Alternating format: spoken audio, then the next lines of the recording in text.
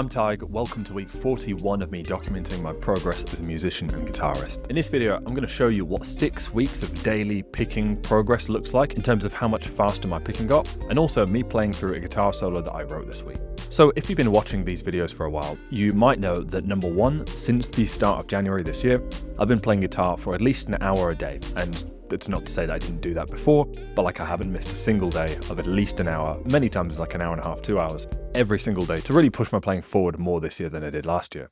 At the forefront of that is my constant desire to get quicker at picking, basically to develop my ability to shred. It's always been one of my favorite things to do. And so through this year, I've been doing some daily picking drills. And just to give you a quick comparison, here's some of the footage from earlier in the year, around January.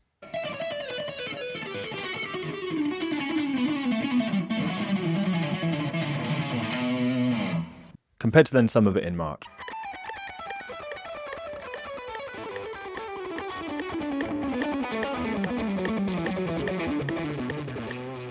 And in earlier videos, I was showing the differences on like a week-to-week basis, sometimes week to 2 weeks. But this time I've gone 6 weeks since I've actually shown this in a YouTube video. The last time I really made a video about this was week 35.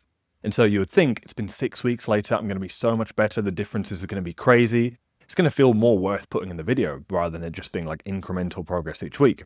So 2 weeks ago, when it had been 4 weeks since I last showed it in the video, I thought, great, it's been a month, I can show the progress, here I go, this is going to be good. So I recorded myself doing my picking exercises, started putting them together, watched back week 35, the last time I recorded it, for like a reference point, and I was pretty surprised. Let me show you just one of the before and after clips.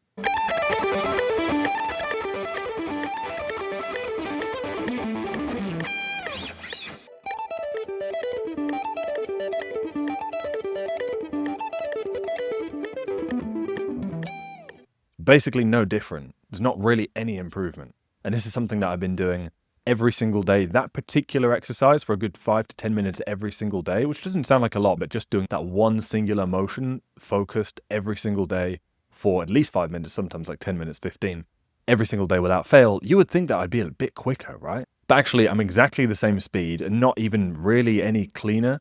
As a side note, I always watch these back and think, I wish I just used the same tone every time for more of an apples to apples comparison, but what can you do? So when I watched my recordings from 2 weeks ago compared to 6 weeks ago, the month difference, I was pretty pissed off, to be honest, because what I had assumed would be a month of loads of progress and a big comparison, I was left with basically no progress, nothing to show for the fact that I've been doing these drills every single day without fail in a much more disciplined way than ever before.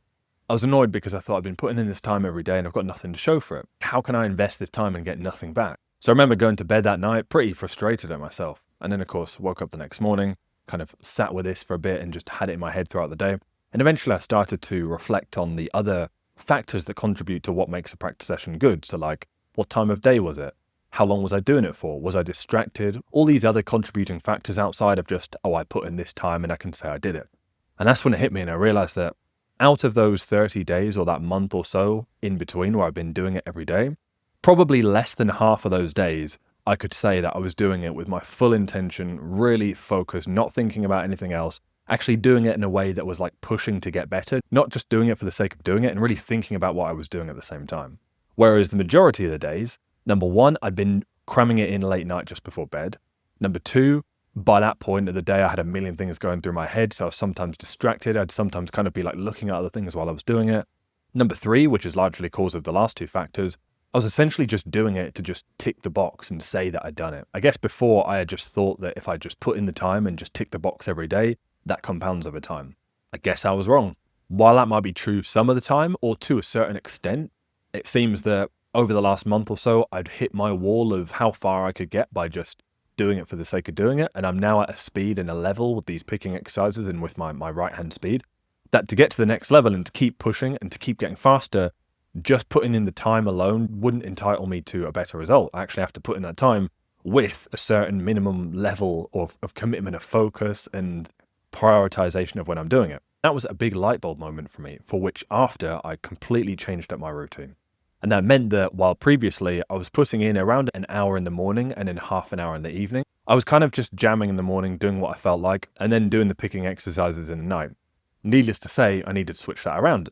So for the last 2 weeks at the time, I've been waking up, spending that hour in the morning in a much more focused way, doing half an hour of songwriting, and then half an hour of the picking exercises, meaning I always get the half an hour picking exercises in early in the day where my mind's pretty clear, where I'm not then rushing to do something else, where I've got that time blocked out and I'm not trying to cram it in, or I'm not distracted.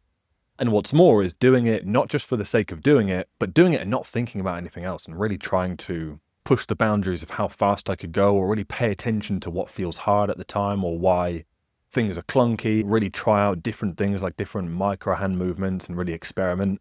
And I also started taking a daily journal at the end of the day, just writing like, how did my practice go today? Did I do it intentionally or was I distracted? I could go on about how good the last 2 weeks have been as a result, but of course, instead of doing that, I'm just going to show you the before and after. So here is the 3 different picking motions that I'm doing. Week 35 compared to this week just gone, which is now 6 weeks later.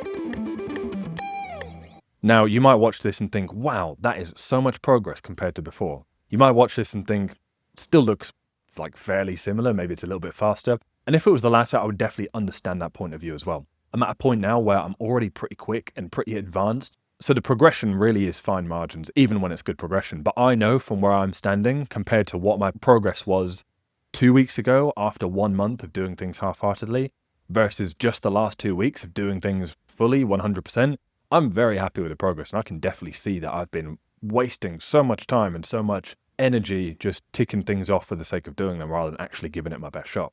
And so it's going to be pretty interesting to see what the update is when I next show these picking routines, probably in a few weeks.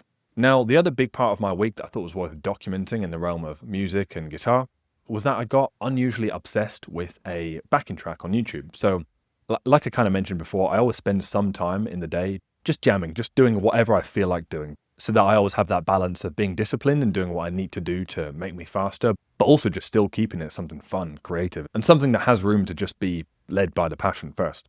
So whether that's me learning a piece like I've showed in recent weeks, or me just playing around to some YouTube backing tracks, which I also post a short clip of on here on YouTube Shorts every day. When it comes to backing tracks, normally I just put on a random one every day, just solo and play the first thing that comes out.